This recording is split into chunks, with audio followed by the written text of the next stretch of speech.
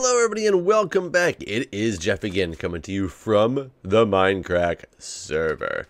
And today we are out here at my island and I got a couple people suggesting some things that I do out here. I don't plan on terraforming too much because that was one of the concerns, is don't terraform it. I don't want to terraform it too much. It's just going to be a temporary little base shelter type of deal. So I don't need to do anything crazy to it. I do want to clear out my inventory on anything important just in case. Silk Touch, you can go in here too. Just in case at the current moment I do something stupid and die. Because my bed's not over here or anything like that, so I'd probably just lose this stuff forever. Somebody also told me to combine these bows together and fix them. And I don't think I can do that for those who don't know. Because, well, I can. So, I stand slightly corrected. I could do this, but look, I would no longer have power 2 on it. I think I can combine them in an anvil.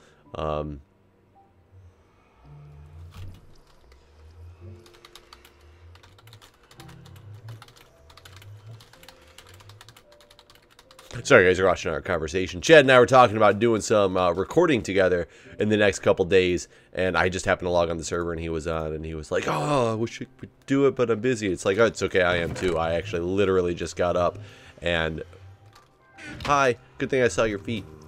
Also, I installed Optifine for the first time ever the other day, because I just wanted to see if it changed anything performance-wise, because I heard it helped out a lot, and I like the feature of zoom. Not that you could really see much from that zoom, but let's check out this zombie coming after me. Zoom in on you, zombie. Yeah. I've never actually used it before so far. It's pretty cool. So, yeah, I don't know. I don't think it's against our rules or anything like that. I can't imagine why it would be. I don't want to even use these lights to light this thing up, but oh well. So, in the last couple days at work, you know, when I work, it gives me a lot of time to sit and think. And it actually gave me time to sit and think of an amazing prank that I plan on trying to put together in the very, very, very near future. I obviously am not going to let you guys know what it is because it would ruin the prank. But hopefully it will work out right, because as you guys know, a lot of things can sound great in concept, but not actually turn out to be that good, because, you know, it's just conceptually something sounds good. It doesn't always you can't implement it the way that you really want to. But hopefully I'll be able to implement this prank in the way that I want it to happen. So if I can't, I will eventually tell you guys what it is, so you're not always hanging in suspense. But I would love to get prank wars going again, especially now that I have an idea of something that I think would be pretty funny and pretty good. So stay tuned for that. But another thing I wanted to talk about today is, I don't even know if it's that I want to talk about it or if it's the fact that I was so baffled by this that I can't not bring it up. So last night I was at work, again, working the night shift, as I have been, you know, for the last couple weeks. And I sat down at the charge nurse, or the unit clerk's area for a minute while she was like on a break. And there's a computer next to the unit clerk. It looks all light in there. I know I saw you, Skeleton. I was hoping you just hadn't seen me yet. There's another computer next to the unit clerk that people sometimes sit down and use. Sometimes people do like log in to their school account and do some homework from this computer while they're, you know, watching their patient. Because from the unit clerk's desk in an ICU, you can see at least a lot of the patient's rooms, but you can see one of the monitors that, you know, monitors all the patients, and you can, you know, you're by the phone. So it's a pretty good location to just sit to be able to monitor what's going on in the ICU in general. So I sat down at it for a second, and our tech had been sitting there covering the, oh, actually, yeah, it's because we didn't have a unit clerk at this time. We were being cross-covered, so somebody always has to sit at this table. So that's why the tech was there, and when the tech had to go do something, I sat down so that she could go take care of whatever she needed to take care of. And there was a Kaplan course running in the side. So she's a unit, or our tech, oh my god, I'm stumbling over my words today. our tech is in nursing school. She's in her last semester of nursing school, actually. And for those of you who don't know anything about nursing, there are many courses that you end up taking in the midst of nursing school through these third-party companies, and they're to prepare you to take what's called the NCLEX exam. And the NCLEX is basically your board certification for nursing, and you're graduating nursing school is only step 1. Step 2 is passing your boards to be able to actually practice nursing. So, a lot of schools, whoa, this thing is expanding out to craziness. A lot of the schools are forcing you to take these third-party courses as part of your graduation requirements in order to graduate from the program, because a lot of nursing schools are very strange. They get accredited based on the fact on how many people pass the NCLEX. So if you have too much of a failure rate on the NCLEX exam, you can lose your accreditation for the nursing school. And that's a good and bad can come out of that. It makes the programs do a lot of teaching specifically toward the test as opposed to just teaching, because I can't really say that I think the test is perfect by any means. I think it's pretty horrible, actually, but it does make it so that, you know, if nobody that you put out of your school is passing the NCLEX exam, then you don't want really that school to have accreditation because they're not teaching the right stuff, is the other way to think about it as well. So, I mean, good and bad things can come out of, you know, forcing schools to have a certain accreditation rate or a certain pass rate before they can get accredited. But enough said about that. What that has forced many schools to do is implement these programs such as these Kaplan prep courses. Before they'll let you graduate, you have to show competence in the Kaplan prep course, or the ATI prep course, or the HESI prep course. Those are like 3 different major companies out there that different schools go with for the sole purpose of, you know, forcing the students to go through these prep courses. One of the downsides about it is it costs more money, and usually it's not built into tuition. Well, I can't say usually. It wasn't in my school built into tuition. So all of a sudden, my last semester of nursing school, now that I'd been not having a full-time job for the last year, you know, at this point, so I'm running low on money, and then they're like, yeah, and by the way, you have to give us another $150 or $300 or whatever the course costs in order to take this, because we won't let you graduate without it. And you're just like, no, I'm running out of money. Either way, that's the basis of what these courses are. So she had a course that was sitting there running next to her, even though she wasn't sitting there. And a lot of these courses are, they'll be reviewing information that you already know, but they won't give you a pass on a video unless you've watched the full video. You can't just like start it and leave. They have run their own like system, and if you just start the video, it will just know where your progress is at. So you kind of let things run in the background of things that you already know and understand, because you have to get through them in order to, or get through the entire video in order to get the credit. See you, Chad.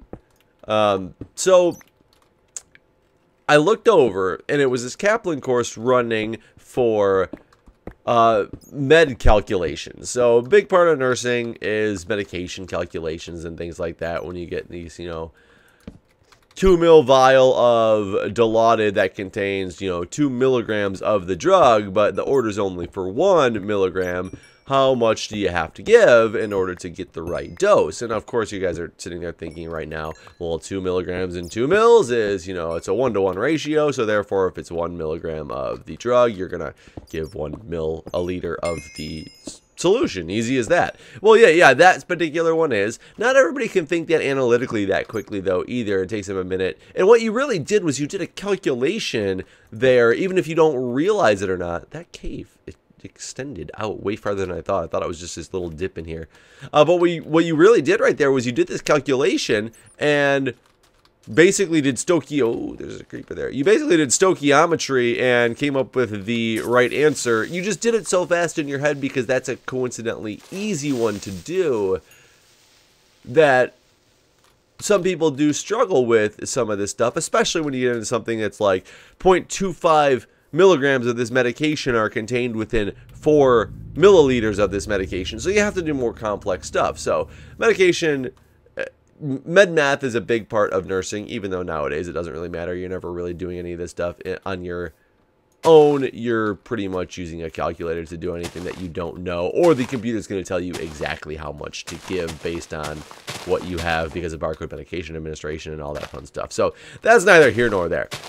The point is, This was the video that was running in the background. And note that these videos are for people who are graduated from nursing school or about to graduate from nursing school to prep them for the NCLEX. It was an NCLEX prep course, not a we're starting the world of nursing course. And it was specifically a nursing medication calculation course. So we're sitting there. I'm watching it. I'm like, I'm curious what this lady has to say and how she keeps this stuff interesting for Kaplan. It's literally this lady sitting in front of like this black screen, and she's just like, with a video camera on her, not the greatest quality video camera either, and she's just like, I'm going to talk about medication calculations, so fractions, blah blah blah, and she's just going on in this like boring kind of monotone voice, and I was like, okay, this would be horrible to have to watch, but curious, since I'm just sitting here anyway, I'll pay attention to this thing and see if there's anything important that, you know, she has to say, that maybe some trick that I didn't know. Granted, you got to remember, I'm an engineer prior to being a nurse, so math is something that I do on a pretty regular basis, so I can't really say that there's much that I'm, you know, many tricks at this point I'm going to learn about basic calculations that I might not have already heard of. Not being cocky, just when you're in the field of engineering and things like that, you learn what tricks work for you. You learn a lot of tricks. You don't use them all because they might not work for you, but... So I look over, and I'm watching for a minute, and I shit you not, the sentence that comes out of this lady's mouth and next baffled me. Because she goes, so let me just clear up, guys. So I'm quoting this person now, and she's like, so let's be clear, everybody. Negative numbers are always smaller than positive numbers. And I just, like, my eyes kind of widened up a little bit, and I was like, are you kidding me that this lady just had to tell people that negative numbers are smaller than positive numbers? It's like, okay, let me think about this for a minute. I can get behind the fact that maybe somebody gets confused when they don't know too much about knowing. They're just learning how to do math, and they're like, but negative 500 seems so much so much bigger than positive 2.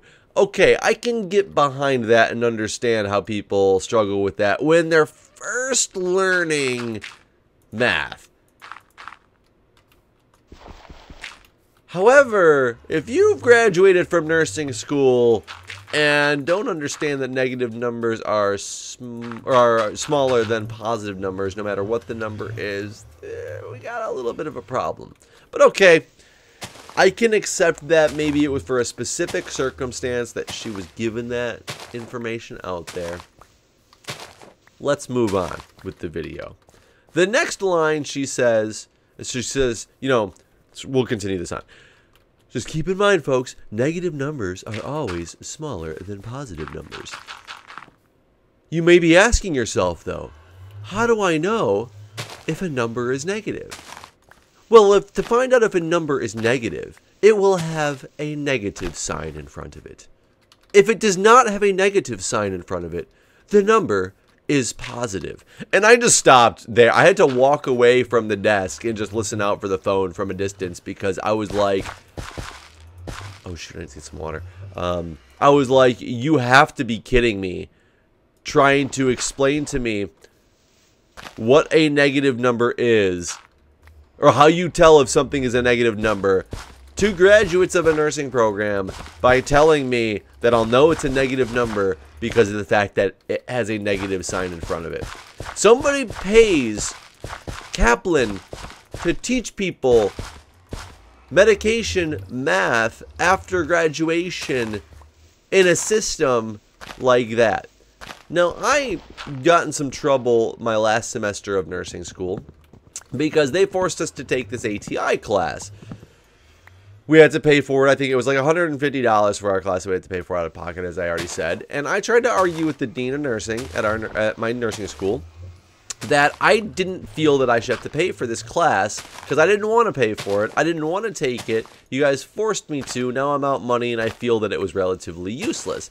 The ATI class that we took wasn't useless to the extent that it was teaching me about negative numbers because, man, I would have had a field day with that one, and I could have easily won that battle.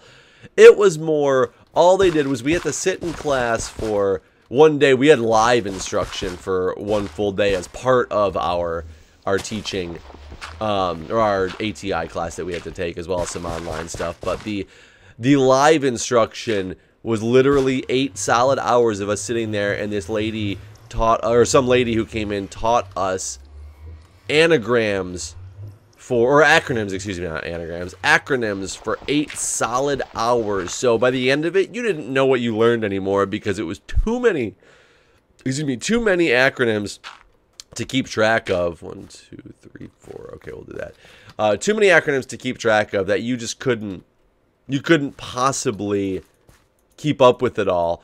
And I tried to get my money back for that and say that it was, you know, ridiculous that you make it a requirement for me to pay for this when I don't feel it is helping me at all and it's that useless of stuff. But if they were teaching me about negative numbers, damn straight I wouldn't have lost it, because I ended up losing the battle, and but I still have to pay for it. But if it was this class, there's no way I would have walked out of there without my money.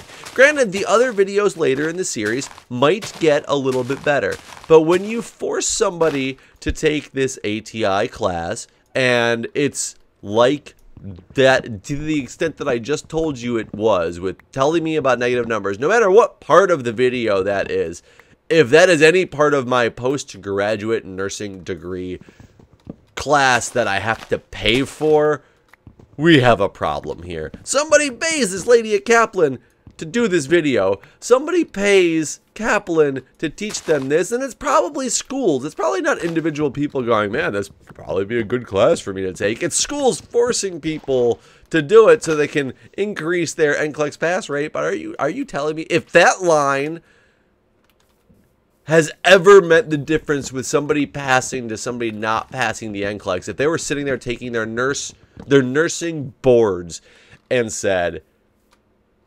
the last question, pass or fail. Granted, the test doesn't work exactly like that, but let's say it somehow did work like that, that I knew I was on the last question, and it was if I got the question right, I passed. If I got it wrong, I failed. The last question, negative numbers, negative numbers, negative numbers. God, which one of these are negative? I can't remember. How do you tell what a negative number is again? Ooh, I hope it's the one with the negative sign. Yay, I passed. If that's what it comes down to when I'm taking my boards, we've got a major problem. I don't think that is what it comes down to at all, but somehow some company is making money off of that basis, and I have a major problem with that. I was so dumbfounded. I had to walk away from the computer, and then I asked for the tech when she came back. I was like, have you been watching these videos? And she's like, yeah, some of them I watch. There's a little bit of good information. Usually I just let them play because they are so boring and teach me absolutely nothing. And I was like, yep, that's pretty much what I thought you were going to say out of that. But